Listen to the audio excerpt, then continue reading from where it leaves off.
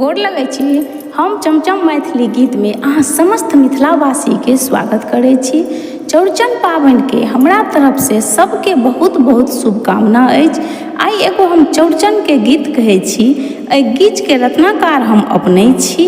अहाँ सब ई गीत हमर जरूर सुनब, देखब और हमर चैनल के सब्सक्राइब, हमर वीडियो के लाइक जरूर कऽ देब। चौठी चाँद सबके मनक आशा पूरा कऽ देतै। जय हे चौठी चाँद। आ बहिन बउआ गाम रा पूजब चौठी चाँद रा। आ बहिन बउआ गाम रा पूजब चौठी चाँद रा। हम सजेबै अंगना घर, हम सजेबै अंगना घर, तू सजबिह दलान रा।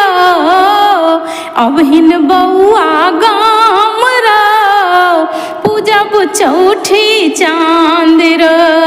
आ बहिन बउआ गाम रा पूजब चौठी चाँद रा। हम बनेबै पूरी पुरकिया, तू अनिहे फल फूल लाताम रा। हम बनेबै पूरी पुरकिया, तू अनिहे फल फूल लाताम रा।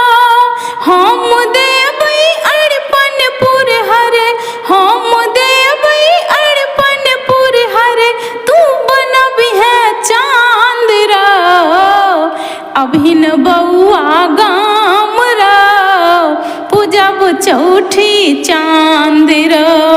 आ बहिन बउआ गाम रा पूजब चौठी चाँद रा।